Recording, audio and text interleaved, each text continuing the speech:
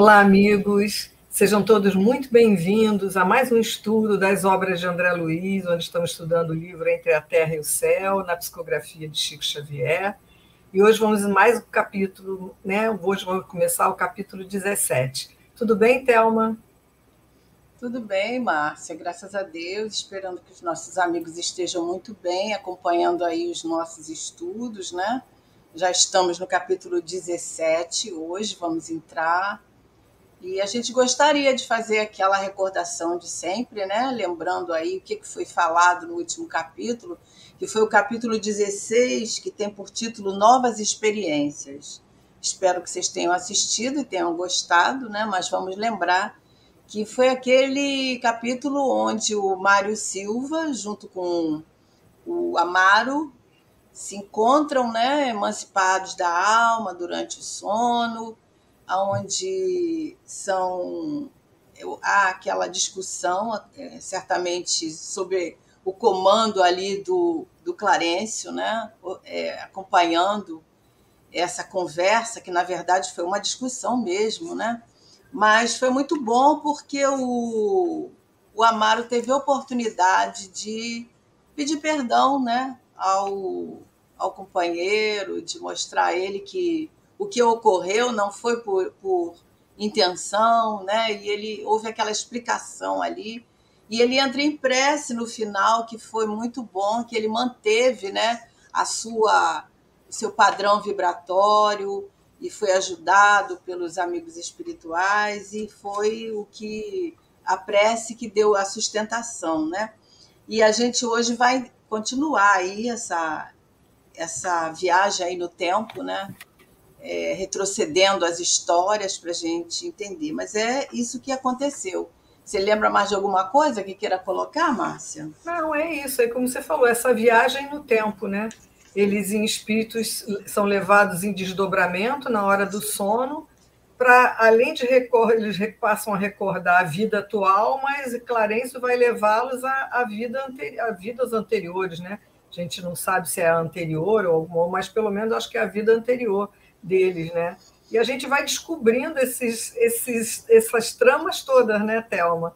Né? Tudo que está envolvendo esse romance Os motivos, aí, né? Os né? motivos, né?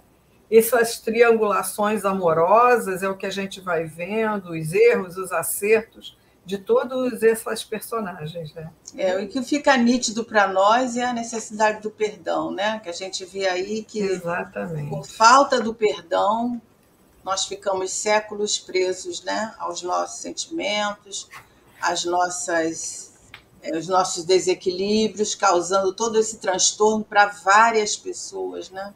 Não só para nós, mas para Nesse várias capítulo, pessoas. pois é, nisso que você está colocando, eu lembro aqui de um trecho que a gente tinha separado, que Clarencio fala para André Luiz quando vê o estado do Mário preso a esse passado, e esse passado, no caso dele ali, era recente, mas que a gente sabe que tem envolvimento em outros passados, né? Então, ele está preso nessa questão aí do Amaro com a Zulmira, e aí o Clarencio fala, nossa vida mental é a nossa vida verdadeira, porque a mente dele vive presa nesse passado, né? Exatamente. Que ele não se conforma da Zulmira ter casado com Amaro. E aí nós vamos continuar agora aqui com esse encontro, né? Recuando no tempo, que é o nome desse capítulo, que é justamente o que Clarencio vai fazer com que o Mário e o Amaro voltem em outros tempos. Vamos ver, né, quem eles são aí. Bom, então, depois do nosso esforço de autocondensação, André Luiz falando, né, para o necessário ajuste vibratório, Clarencio aberou-se dos dois amigos, com um amoroso poder que lhe era característico. E, em nos reconhecendo, Mário associou-nos à presença ao pesadelo da véspera e passou a clamar. Vocês lembram que na véspera o Mário achou que eles dois, André, Hilário e Clarencio, eram policiais que tinham ido prender, né? E aí ele fala: meu caso não é com a polícia, não precisamos de qualquer delegado aqui. E aí o ministro responde para ele: acalma-te, amigo, não somos quem julga. Estamos aqui para que te lembres, é indispensável te recordes. E aí a gente vê pela imagem, que é o que nós vamos ver, que Clarencio coloca, né, a mão sobre a testa do Mário, e magneticamente ele vai começar a. Ele está ali no Amaro, mas também vai cuidar do Mário, ele vai começar a se recordar. E, situando a destra na fronte do enfermeiro, reparamos que Mário Silva quietava-se de repente. O semblante dele acusou estranha metamorfose, que, como a Thelma falou anteriormente, né, Thelma, ele está xingando, dizendo que perdoar nunca, ele nunca perdoaria o Amaro. Né? Mas aí ele se acalma. Então afigurou-se-nos mais elegante, mais jovem. Abriu desmesuradamente os olhos depois de algum momento e exclamou, semi-aterrado: Ah, agora eu me lembro. Meu agressor de ontem é Leonardo Pires. Como poderia esquecê-lo assim tão infantilmente? Como não rememorar? Disputávamos a mesma mulher. Achávamos-nos em look quando conheci a cantora e bailarina admirável Lola Ibarruri. Quem, senão ela, poderia oferecer-me o bálsamo do esquecimento? Realmente fiz tudo para separá-los. Ele não era o tipo de homem capaz de fazê-la feliz. Lola trazia consigo a beleza, a juventude e a arte reunidas, e eu carregava no peito o esquife dos sonhos mortos. Deu-me o repouso que minha alma necessitava, restaurou-me. Quer lembrar, Thelma, aí, né? Que são tantas personagens, né? É engraçado que está formando uma teia, né? A gente vê aí a gente pode perguntar se mas a Lola Ibarruri e o Leonardo, o que tem a ver com o Amaro, né? O Mário Silva, né? A gente vê aí formando uma teia, as nossas ligações do passado, né? Que se estendem, né? Retrocedendo o tempo aí, a gente não tem noção disso, né? Aquelas pessoas que chegam na nossa vida, que às vezes nos causam repulsão, que às vezes nos causam esse mal-estar, né? E a gente não sabe, né, que está ali um personagem que participou das nossas histórias. Muito interessante. Mas que domingo terrível aquele da praça embandeirada. E é o Mário lembrando, né, do dia que ele foi envenenado pelo Leonardo Pires. Em Piraju, eles estavam lá no Paraguai ainda. Lembro que nós estávamos na época da Guerra do Paraguai. Deslocavam-se as forças para a caça ao inimigo. Imaginava, porém, a melhor maneira de reencontrar a mulher querida e, naquela manhã de terrível memória, conseguia a simpatia de Frei Fidelis antes da missa. O caridoso capuchinho auxiliar-me-ia advogando minha causa. Lola não deveria movimentar-se, entretanto, poderia, por minha vez, tornar a retaguarda. Os maiorais eram meus amigos, quer dizer, os comandantes da tropa, né? Obteria, por isso, o favor do príncipe. Arquitetava meus planos quando eu encontrei o Leonardo. Não supunha conhecesse ele a deserção da companheira e procurei agradá-lo, aceitando-lhe a companhia. O suculento repasto, quer dizer, eles sentaram para almoçar, né? Exigia algum trago de vinho e Pires não hesitou, ministrando-me o veneno que trazias oculta. Ah, que bandido, bandido. Né? Então ele está lembrando aí, né, Thelma, como é que ele desencarnou na vida anterior. Na vida anterior. Mário levou as mãos à garganta como se aí registrasse. Está faltando um R aí, como se aí se registrasse enorme sofrimento. E caiu, desamparado, gemendo de dor. Então, ele quer dizer, olha, interessante, né, Thelma? A gente pode até, né, que o ministro ali aplica recurso magnético nele e ele levanta aturdido.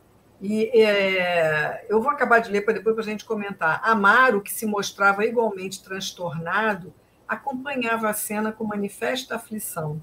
Clarencio ajudou o enfermeiro a firmar-se de novo sobre os pés e perguntou, concitando a relembrar: por que razão te afeiçoaste à cantora, com tamanho desvario?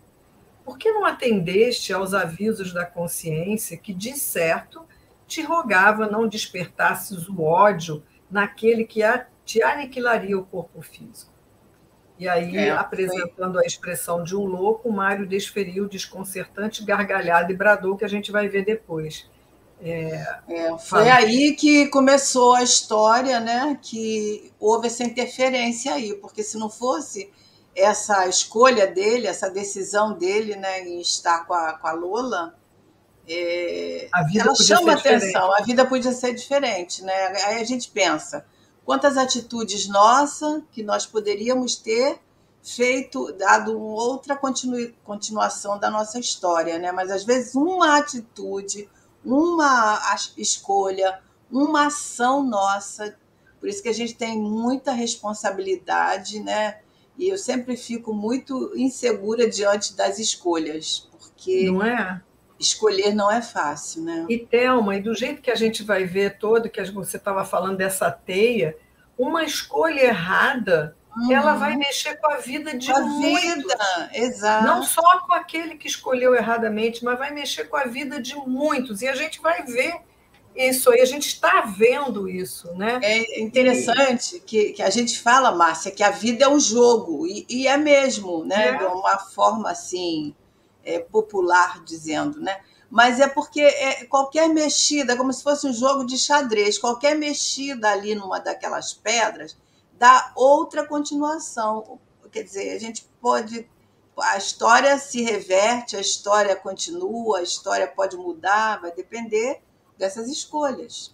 exatamente, por isso que a gente sabe que as fatalidades na nossa vida não são muitas, não. As questões, né, o que a gente vem programado com uma história assim geral, mas o Uhum. rumo que a gente vai dar vai depender do nosso De livre-arbítrio, nós, isso, do né? nosso livre-arbítrio. E pode mudar muita coisa daquilo até que estava programado, mesmo daquilo que Isso. estava programado, nós vamos ter que recomeçar. Mas o que me chamou a atenção logo no início, Thelma, é esse reviver, né?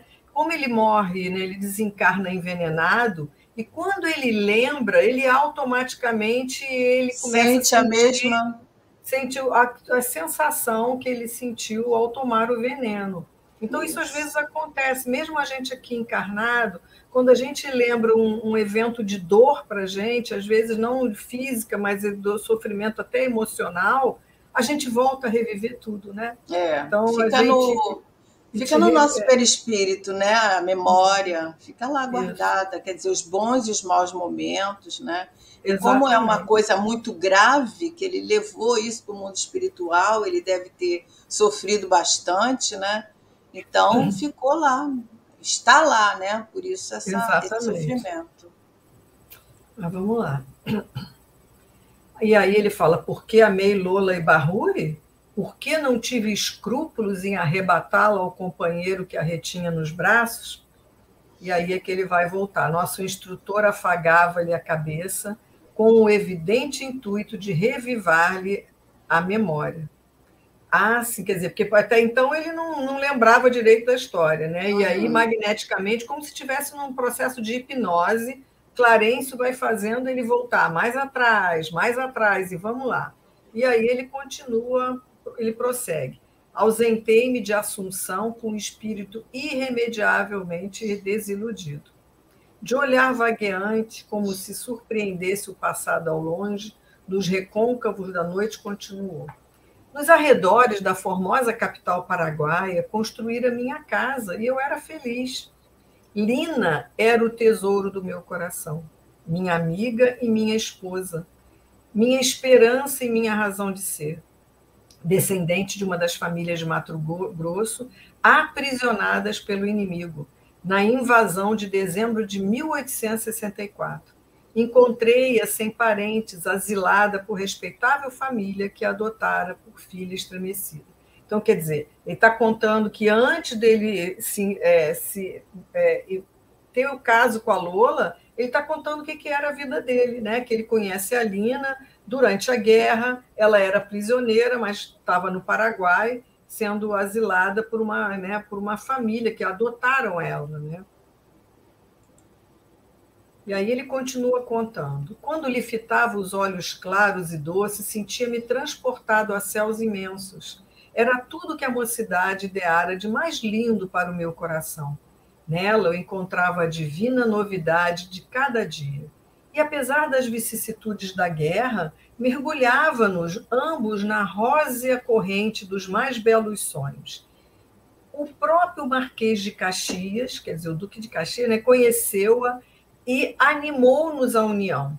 Foi assim que, em janeiro de 1869, quando a trégua nos atingira, então aí ele está falando de 5 anos depois, né, um sacerdote consagrou-nos o casamento. O conselheiro Paranhos prometeu ajudar-nos tão logo regressássemos ao Brasil, para que o nosso consórcio fosse devidamente festejado. Vivíamos tranquilo, como duas aves entrelaçadas ao mesmo ninho, quando tive a desgraça de levar ao nosso templo doméstico 2 companheiros de trabalho e de ideal, Armando e Júlio. Sim, seriam eles amigos ou abutres? Sei apenas que Lina e ele se fizeram íntimos em pouco tempo. Com a desculpa de aliviarem os sofrimentos da campanha, os 2 passaram a gastar em nosso pequeno santuário de Ventura todo o tempo que lhe era disponível. Descansava minha alma na confiança sincera, até que um dia... O que você acha da gente continuar com a história? Vamos continuar. Aí o semblante do narrador, né, que é do Mário, alterou-se de súbito. Esgares de amargura modificaram-lhe a feição.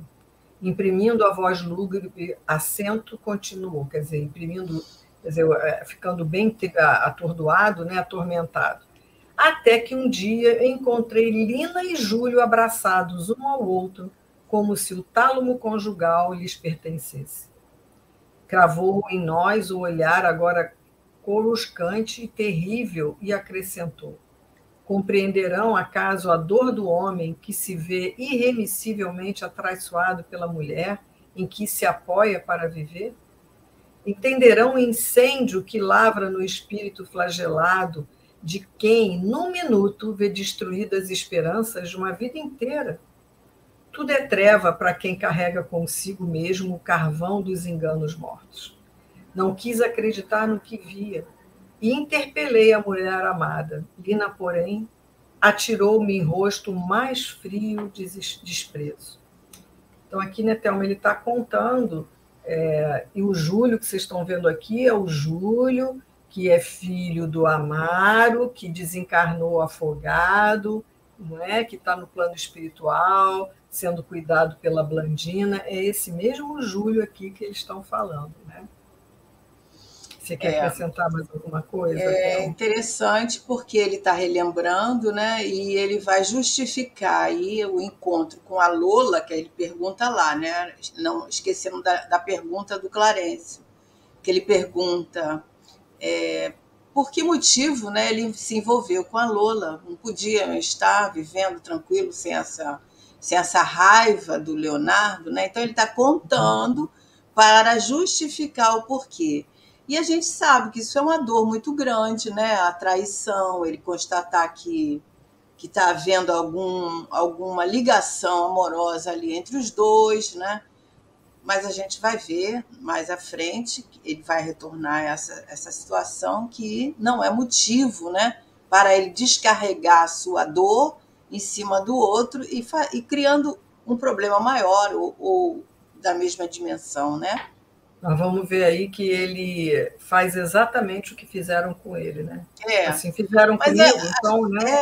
Mas é assim que as pessoas pensam, por exemplo, ao ser traído. Eu vou fazer com ele o que ele fez comigo, vou fazer ele sofrer, né? Então, não é assim, porque quem mais sofre é a pessoa que... somos nós.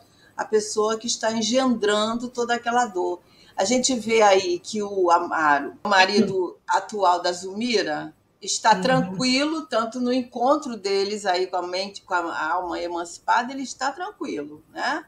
Porque ele não guarda nenhuma dor, nenhum ressentimento. Enquanto que o Mário Silva, a gente não sabe quantos anos ele ficou na espiritualidade, mas ele traz essa dor muito grande ainda dessa traição, né? Que foi tentar diminuir a sua dor fazendo o mesmo com o outro, né? Então, a gente, por enquanto, a gente está vendo o Mário Silva, e o Amaro, que estão aqui juntos, encarnados em desdobramento. Então, aqui agora apareceram mais duas personagens, que é o Júlio e o Armando.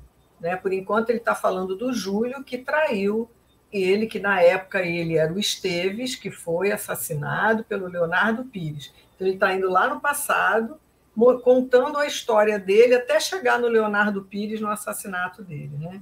Então, vamos lá. E aí ele fala que a Lina, né, descarregou nele um monte de coisa. Olha o que ela diz para ele. Afirmou rudemente que não podia amar-me, senão como uma irmã que se compadece de um companheiro necessitado, que me desposara simplesmente para fugir às humilhações que experimentava numa terra estrangeira e que eu, efetivamente, deveria desaparecer. Envergonhado, invoquei a proteção de superiores amigos e fugi de Assunção. Eu era, contudo, um homem diferente. Quer dizer, tudo isso que aconteceu, ele muda. Né? Ele é um homem amoroso, confiante no lar que ele tinha, na vida futura que ele ia ter com a Lina. A partir dessa traição, ele muda completamente. Aí ele diz que a segurança de caráter que ele tinha, brioso, fora abalada nos alicerces. Viciei-me, confiei-me ao álcool, ao jogo. Do militar responsável desci a condição de aventureiro infeliz. Foi assim que ele conheceu a Lola Ibarruri e o Leonardo Pires. E não hesitei em exterminar-lhes a felicidade. É muito difícil albergar respeito aos outros quando fomos pelos outros desrespeitados. E aí, valendo-se da pausa que se evidenciara espontâneo, Clarencio indaga para ele: e nunca recebeste notícias da esposa? Quer dizer, ele foge, né? Ele pede para ir para outro lugar, ele sai da onde ele morava, e o Clarencio pergunta para ele: você nunca mais soube da Lina? O que aconteceu com ela? Mas está vendo aqui, né, Thelma, da gente só voltar ali um pouquinho, Thelma, aqui pensando, olha como é que ele se sente no direito, já que eu fui enganado. Ele diz, então eu não hesito em acabar com a felicidade do outro, quer dizer, com raiva do que aconteceu com ele, ele vai fazer o mesmo com pessoas que ele não tem nada a ver, ele nem... Mas é assim, né, que nós procedemos, a gente vê aí os crimes, as situações que surgem, né, nos idílios amorosos, geralmente são esses desfechos, né, que terminam em tragédia, que culminam nessas dores maiores ainda, né? E quem é que vai vivenciar? Os mesmos protagonistas, né? Ao invés dele se sentir aliviado, porque ele quer destruir, exterminar a felicidade dos dois, ele se envolve na história e carrega o outro carrega esse ódio contra ele, que certamente ele é atingido, né? E aí, então, o Clarencio pergunta a ele, você nunca mais soube da Lina? E aí ele vai dizer. E aí, Mário Silva, né, reconduzido à personalidade de Esteves pela influência magnética do Clarencio, não é isso? Ele está voltando, ele agora não estão mais na história de Mário Silva, Zulmira e Amaro. Agora ele está como Esteves, Leonardo Pires, a Lola e a Lina. E ele dá um sarcástico sorriso e fala: a Lina, que passei a odiar, era demasiado cruel. Achava-me não longe de Assunção, depois de 3 meses sobre a mágoa terrível que me fora sacada, quando vinha saber que Júlio fora igualmente escarnecido por ela. Certo dia, de volta ao lar, encontrou-a nos braços de Armando. Vocês lembram que esses eram os 2 amigos dele inseparáveis, Armando e Júlio. Um outro amigo que parecia consagrar-nos estima fraternal. Menos forte que eu mesmo, Júlio esqueceu-se do revés, como que me dilacerara, semanas antes, e, cego de absorvente afeição, ingeriu grande dose de corrosivo. Socorrido a tempo na caserna é o quartel deles, né? Conseguiu sobreviver, mas incapaz de suportar os males corpóreos decorrentes da intoxicação, depois de alguns dias, embebedou-se deliberadamente e arrojou-se nas águas do Paraguai. E aí ele se suicida, né? Aniquilando-se, enfim. Depois disso, nada mais soube. A morte aguardava-me em Piraju, o destino marcava-me impiedoso. O que a gente vê aí, né, a Lina, uma criatura um tanto irresponsável, né? Aquela Exatamente. pessoa que gosta de conquistar, que gosta de. Ele vai falar isso, né? Que ela jogava os encantos para uns, jogava os encantos para outros. Então a gente vê muito esse comportamento hoje, né? Hoje não, sempre, sempre na história, né? Então, Sempre. sempre houve. Nós mesmos, quando éramos mais jovens, né? Quantas vezes Uhum. a gente tem flerte com alguém, depois namora com outro, às vezes os dois, tentando um enganar o outro, né? Então, essas atitudes, elas geram uma responsabilidade muito grande para nós, espíritos, né? Como Exatamente. espíritos. Emmanuel vai dizer lá no livro é, Vida e Sexo, que eu até abri aqui, né? No capítulo 19, no capítulo onde ele fala do amor livre, porque hoje nós temos ainda maior liberdade para essas ações, Uhum. né?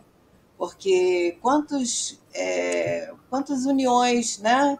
Que numa noite, num determinado pequeno período se forma ali, mas depois não acaba em nada, causando dores, às vezes até trazendo a presença de um Uma filho, gravidez uma inesperada. gravidez inesperada, né? E principalmente é comentado muito isso no período de carnaval, né? As pessoas irresponsáveis que têm esses relacionamentos. Emmanuel diz que homem ou mulher adquirindo parceria ou parceiro para a conjunção afetiva não conseguirá sem dano a si mesmo, tão somente pensar em si. Quer dizer, quando a gente só pensa em nós, né? Daqui a pouco isso acaba, nunca mais ele vai me ver, nunca mais vou saber. Mas e as consequências? É. Né? Então, no caso aí, ela flertava, né? Dava esperanças ao Júlio, e tinha igualmente feito com ele o que fez com Esteves, ele também se envenena, né? O Esteves, no seu momento, fica odiando ela, porque o amor, quando ele vira ódio, o amor que adoece, né? Nos diz Joana de Ângeles, é o mesmo Uhum. sentimento, mas como ele está ferido, né? Esse sentimento adoece, então ele passa a odiar, né? De uma forma, como é que fala, exalando aquele ódio sobre ela, né? Então a gente vai vendo aí quanta coisa vai gerando por causa das irresponsabilidades pela nossa ignorância, né? Exatamente, né? E aí a gente está vendo esse passado da Lina, então, né, que depois ela vai, trai o Júlio com o Armando, o Júlio se suicida, e a gente tem aí as consequências disso, dessa outra vida do Júlio, que em criança morre afogado, né, e está lá ainda no plano espiritual, e nós vemos também esse envolvimento do Mário Silva, aqui como Esteves, com Leonardo Pires e com a Lola Ibarruri, né? Então aqui nós estamos vendo essas personagens todas. E aí ele fala que a morte aguardava em Piraju, né, que ele vai ser envenenado, o destino marcara-me impiedoso. Vamos ver então agora o que vamos continuar. E aí o Mário fixou desagradável caratonha, quer dizer, fez uma cara bem desagradável e acentuou: sou um poço de fel, não posso modificar-me. Haverá paz sem justiça e haverá justiça sem vingança? E aí Clarencio calmamente fala para ele: é necessário esquecer o mal, meu amigo. Sem aquela atitude de perdão, recomendada pelo Cristo, seremos viajores perdidos no cipoal das trevas de nós mesmos. Sem amor no coração, não teremos olhos para a luz. Silva dispunha-se a responder, entretanto, Amaro fizera ligeiro movimento e mostrou-se singularmente renovado. Seu veículo espiritual parecia haver regredido no tempo, revelava-se mais leve e mais ágil, e sua face impressionava pelos traços juvenis. E aí nós estamos vendo, né, Thelma, pela ação magnética do Clarencio, o Amaro vai se transfigurar na figura de Armando, que foi aquele, né, com quem a Lola também traiu o Se Júlio. envolveu. Isso. Buscou aproximar-se do enfermeiro num gesto natural de cordialidade. Todavia, em lhe observando o rosto metamorfoseado, ó, né, que ele vira Armando, o antagonista bradou entre ódio e angústia: Armando, Armando, pois és tu, o Amaro de hoje, o Amaro que hoje eu detesto, é o mesmo Armando de ontem. Onde me encontro? Eu enlouqueci, porventura, quer dizer, ele não está entendendo nada que está acontecendo, né? Instruindo-nos cuidadoso, Clarencio falou rápido. Não precisei despender grande esforço para que a memória de Amaro tornasse ao pretérito. O sofrimento reparador conferiu-lhe à mente e à sensibilidade recursos novos. Bastou-me tocá-lo de leve para que aproveitasse a digressão do antigo companheiro, recuperando as recordações da época em estudo. Olha que interessante, né, Thelma? Pois é, a gente fica surpreso, né? Igual ele fez aí. Armando, és tu. A gente não entende muito bem os nossos relacionamentos, às vezes, quando eles estão um tanto conturbados. São as memórias de ontem, são as mesmas, são os personagens que retornam. Somos os mesmos, né? Que estamos escrevendo, continuando nossas histórias. É isso aí. E aí o esposo de Zulmira, né, Amaro, transfigurado como Armando, o esposo de Zulmira procurava estender os braços amigos ao adversário, que o contemplava. Galvanizado de assombro, contudo, recuando de repente como um animal ferido, Mário gritou em desespero: Não, não, não te acerques de mim, não me provoques, não me provoques. O ministro, no entanto, situando-se entre os dois, pediu comovidamente: tenhamos calma, respeitemo-nos uns aos outros. E, dirigindo-se particularmente ao enfermeiro, determinou sem afetação: agora é o momento de nosso amigo. Comentaste o passado, né, o pretérito, à vontade, quer dizer, você contou tudo, falou o que quis e o que não quis. É indispensável que o Amaro fale pela sua vez. A justiça, quer dizer, o Amaro, o Armando, né, a justiça em qualquer solução deve apreciar todas as partes interessadas.